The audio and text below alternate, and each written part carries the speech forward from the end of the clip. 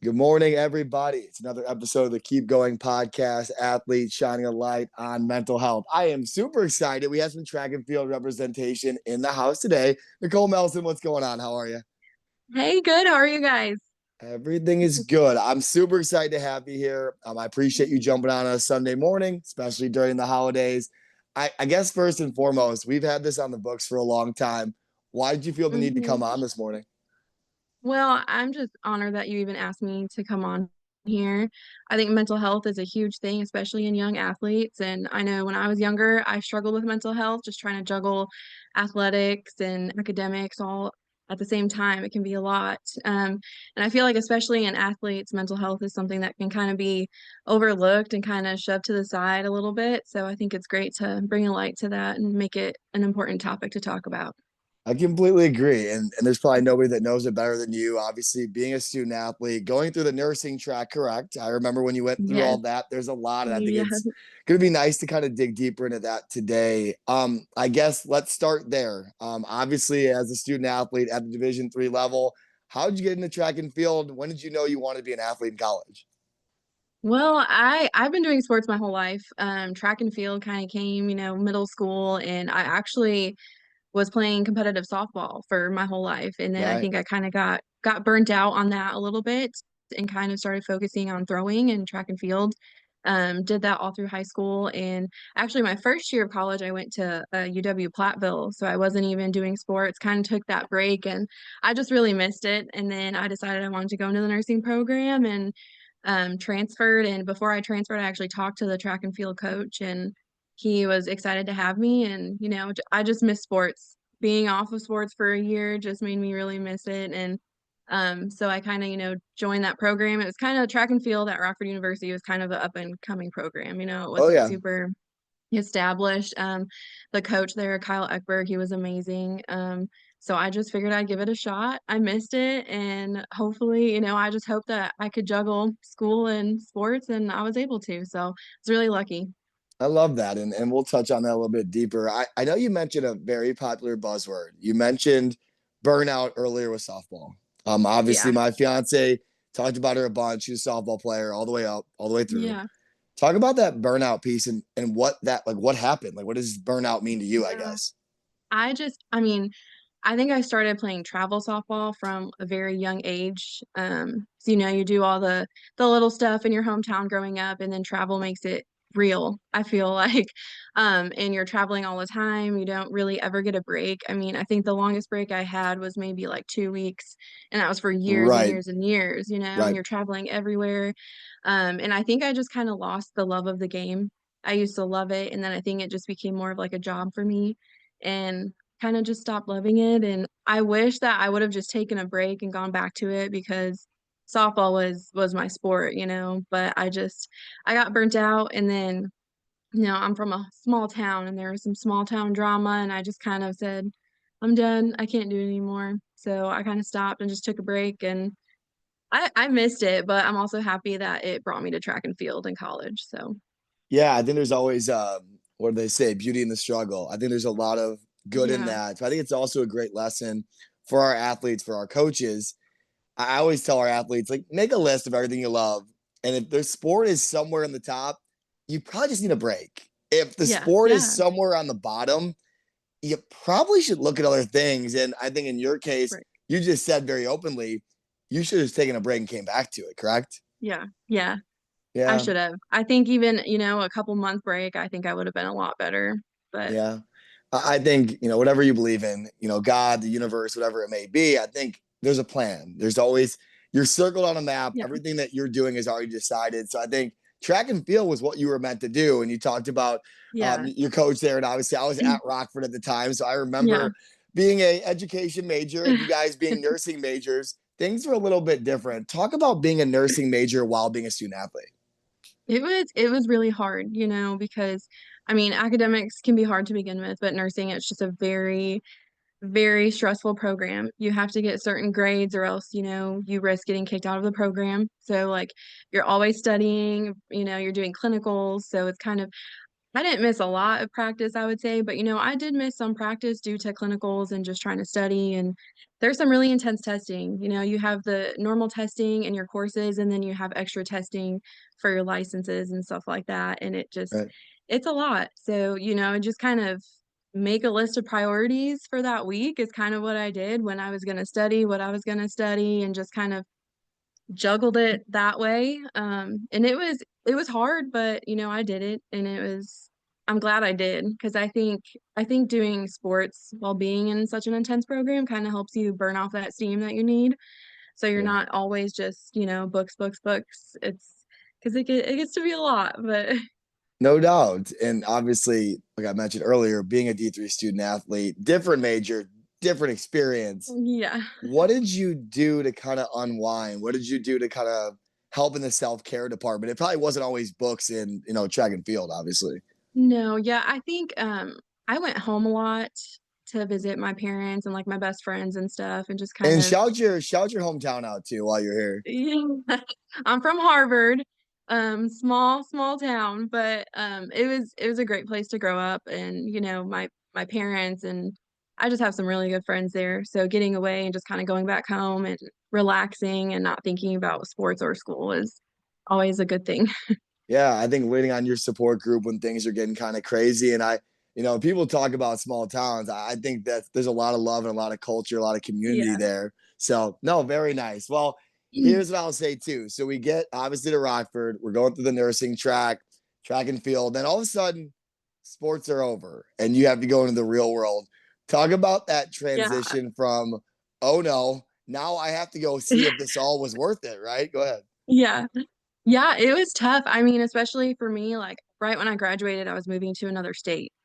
So I feel like it was kind of hard because I'm trying to navigate a new state, not knowing anyone, career that, can be very hard when you first start out.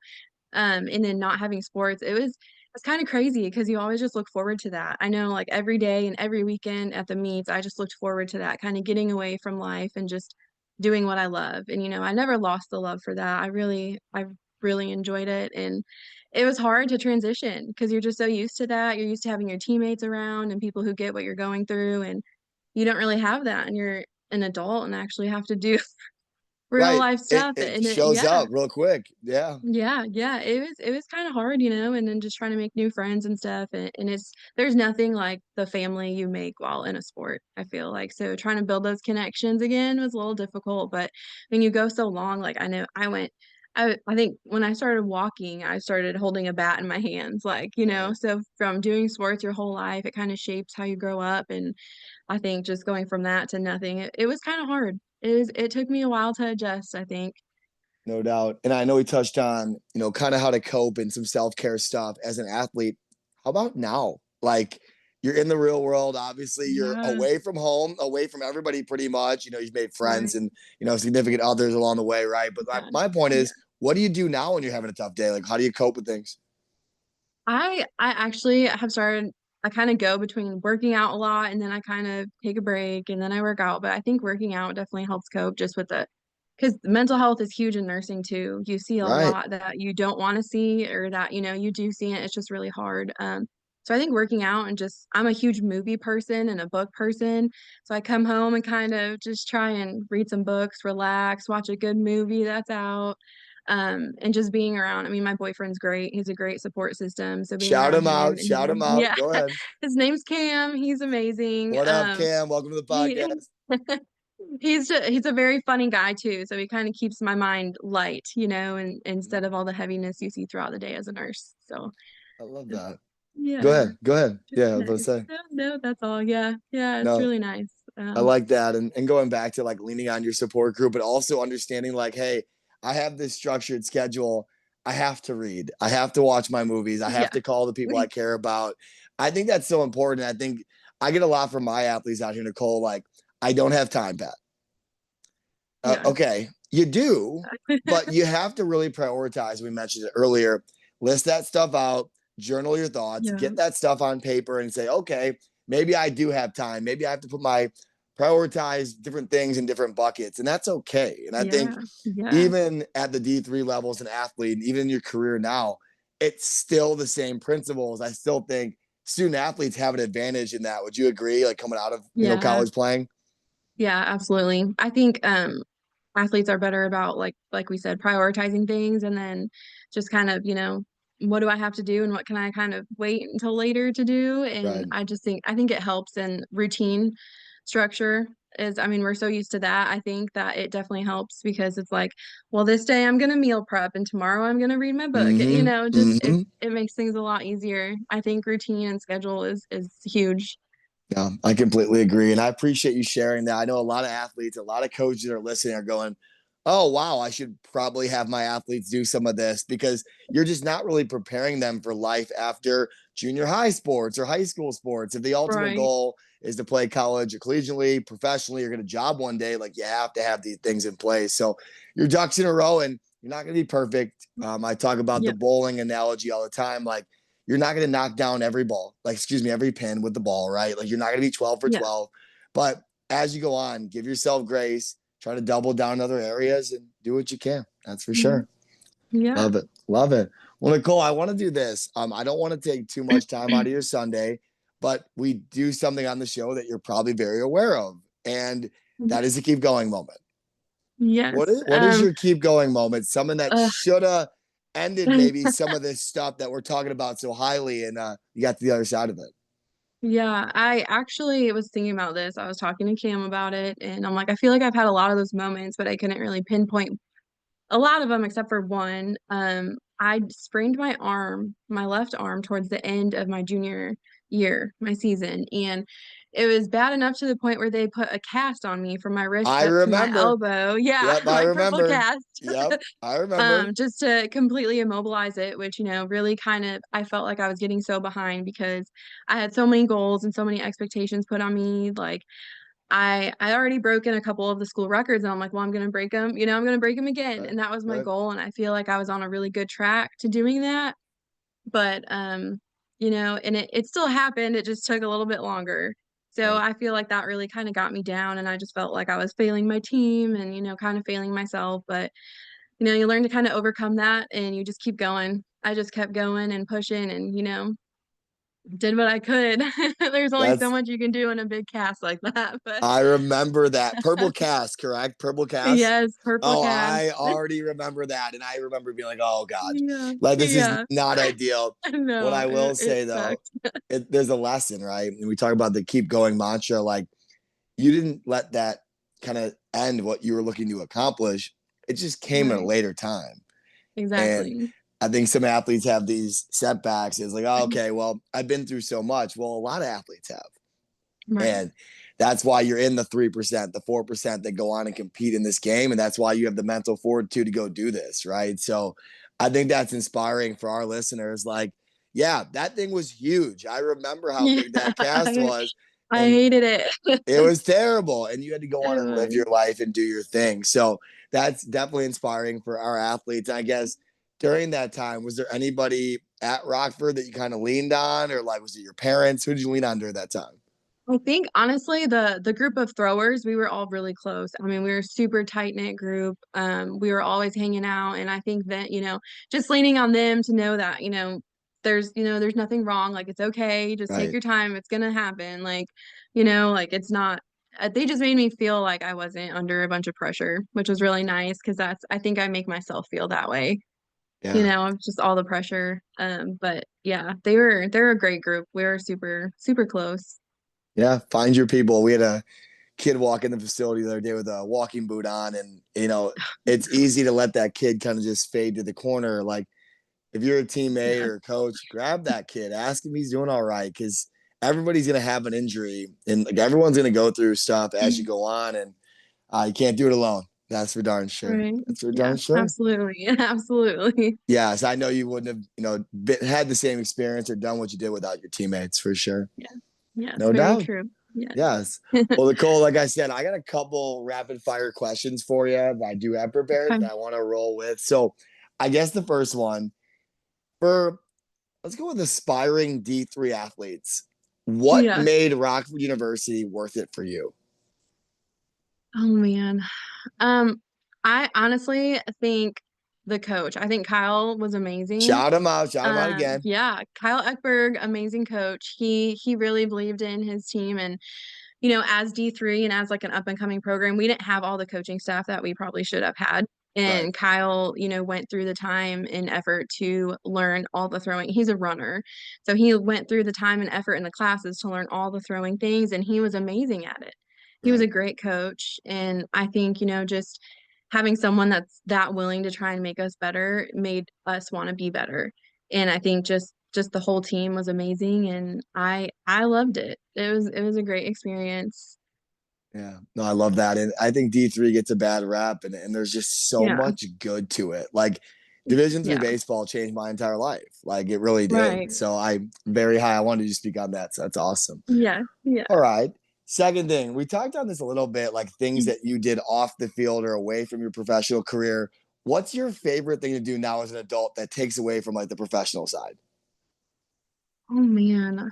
I love going to like this is gonna sound like I'm a little kid. I love going to like aquariums and zoos and like amusement parks and stuff. I I love just that. think it's so much fun and there's no stress in it. It's just a good time. We do a lot of stuff every weekend. We're doing something Mhm. else. So it's really good to just get your mind away from that, you know? I love that. I knew I was in trouble in my relationship now when I skipped a Cubs Cardinals doubleheader a couple summers ago to go to the Shed Aquarium. I knew I Yeah, was in big yeah. trouble. I had a feeling I was going to have to marry her after that. So I Yeah. get Well, it. good. I'm glad you Well, thank you. I just the Shed Aquarium. did. My buddies were like, they thought I was kidding. I was calling them, and they're like, "Oh, he's actually serious. Like we're dead. Like, he's done." Yeah. So no, You're I missing the became. Cubs, man. Oh, which is tough to do for me. You know that. But like, I think aquariums. I think plays and musicals and all that stuff. I never Yeah, really gave any time. Like I just right. now find myself doing that. So I would have Yeah, to agree. I'd have to yeah. agree. All right, Good. I throw in the love that third for you. one. Yeah, thank you very much. You're Third welcome. one, favorite athlete of all time and why? Oh man, that's hard. I'm trying so I've been really since I've moved to this area, really into the Kansas City Chiefs. I know I'm kind of a bandwagon in Oh, that here, aspect, but you don't know, you can't even. You're from Harvard. Go ahead. Go ahead. I know. I don't know. That's a really hard one. I don't think I really have a favorite athlete of all time. I mean, obviously, like Patrick Mahomes is great. Everyone's gonna say that. Super Mhm. bandwagon, but No, that's you okay. know, Mahomes is inspiring. It's inspiring stuff. he is. He is. And you know, I'm a huge Cubs fan too. I Of haven't really course. kept up with them recently, but you know, the 2016 team, they're all my favorites. Chris Bryant, Anthony Hmm. Rizzo. I think they're Hmm. amazing athletes. Kyle Schwarber. I think Kyle Yes. Schwarber is probably one of my favorites. I And love that. recently, you know, he's been doing pretty good on his team. So yeah, I don't really have one specific, I guess. I That's like a that hard answer. question. I like that answer. And no shade. I mean, you're out there now and like in that area, you can be a Kansas City Chiefs fan. And like Yeah, right. that 2016 Cubs team was just something else. I look around It the room I'm was. sitting in right now, and there's a bunch of Cubs stuff hanging up from Yeah. that team. So Yeah. no, not a bad answer to that question. Last one for you. We are a mental health podcast. Yeah. And at the end of the day, you took time out of a Sunday to talk about this. Talk about something that we haven't touched on yet. Like, I kind of want to just give you your flowers moment. There's a reason why you're here. Touch on something that we haven't covered yet. Hmm. You know, I just think I went through a lot of anxiety and like depression as, you know, just being in college, and I don't think it was necessarily affecting my sports, but you know, I think like just letting people know that it's okay to go talk to someone if you need to, or go, you know, to your doctor and say, "Hey, can I try this medication?" Like, and people kind of, you know, look down at that, I feel like a lot, Yeah. maybe more in the past years. Now it's more acceptable, and I think people talk about it a lot more, but just, you know, it's not a bad thing to go talk to someone. It helps, you know, and just lean on your friends, lean on your support system, and don't be afraid to talk about it. I think it needs to be talked about more, especially in sports, because you just put so much pressure on yourselves and everyone feels that. And it's, you know, it can be, you can kind of get really down on yourself and your team at times, you know, and it's okay to fail. You just have to look at your mistakes and see what you can do better next time. Just try not to get too down on it. Beautiful. And I would assume, obviously, I've only been myself my whole life, of course. Yeah. Everybody is going through something. Mental Right. health doesn't have a type. It's Right. very, all of a sudden, like I've talked about this on this podcast hundreds of times, that I thought mental health when I was in junior college was a myth. I would kind of make fun of it, honestly. Right. Yeah. Yeah. And then all of a sudden it kind of hits you, or Mm. it hits somebody that you're really close with, or it hits a family member, right? And then all of a sudden you're thrusted into a setting like this where you're like trying to learn about what makes Yeah. athletes tick. Like what did a parent do, or what did a coach do, or was it just random, right? Right. I Right. Yeah. I think that's so crucial what you just said, that like if you have those feelings, or if someone else is going through it, talk about it with the right people. I think sometimes athletes go to the wrong people. Like just keep going. You're Yes. gonna Yeah. find someone that's going to understand and get it. Right. Because some of your buddies can just kind of laugh it off, like, man, you're fine or whatever. And it's just, I think it's a huge thing. You got to find the right person, the right people, and you'll find that. You will find that. Yeah, and I had my cousin on, who Matt Major, a couple episodes ago, and Yeah. he was the funny, goofy guy and like the team leader. And Yeah. then like all of a sudden he gets on the podcast and starts talking about, like, during that time, it was just all like this. It was all, for people that are listening, like it was Yeah. all kind of a mask, right? And you look back and you're like, you just don't know. So check on your happy friends. And when you're Right. going through it, it doesn't mean that you're weak. I think that is, we're way past Yeah. that going into 2025. It doesn't mean that you're weak. Getting, there's strength in numbers, and getting help is a strength. Exactly. I agree. And there doesn't have to be a reason, sometimes it just hits you out of nowhere. Or else, Yeah, you're going through big events in your life, or, there doesn't have to be a reason why you're feeling that way. And that's, I exactly. think a lot of people don't realize that, or they feel embarrassed because there's nothing specific happening to them or they should feel that way. But it can Yeah. happen to anyone for any reason. I agree. And it doesn't mean that you're less than by any means. Exactly. Right. Everybody needs some picking up sometimes. Yes, absolutely. I wouldn't still be doing this if it wasn't for hundreds of athletes like yourself that take time and get vulnerable and share your story, which I'm Yeah. very grateful that you came on today, Nicole. I appreciate it. Yeah. Well, thank you. I'm really grateful you guys had me. No, of course. Well, I'm going to say one more thing. First and foremost, once again, thank you. It was an awesome episode. I appreciate you taking the time. Second thing, though, if anyone wants to get a hold of you, like there's going to be followers and listeners, how do they get in touch with you? Yeah. I mean, Instagram, you can always Instagram or Facebook. I'm on there. If anyone needs anything, any help, any advice, I'm an open book. So feel free to reach out. I appreciate that a bunch. I appreciate you taking time out of your Sunday. You were doing an awesome job, Nicole. I honestly, your accent, I cannot get over it. Like I Oh, keep trying to, I feel like I'm talking to a brand new, beautiful person, and I love you, and I'm always going to have your back. So thank you for everything you've done in my life, for sure. I love you. I'll always be here. I know. And it's one of those things where you look back at your college friends and you think about those times. It's like, I'm so happy that you're still a part of my life, and you have not stopped smiling since you jumped on here. And What it I makes do. me extremely happy because it wasn't always like that. So I love you for Yeah. that. I hope you have a great rest of your weekend, and keep going. Thank you. You too. Thanks, Nicole. You're welcome.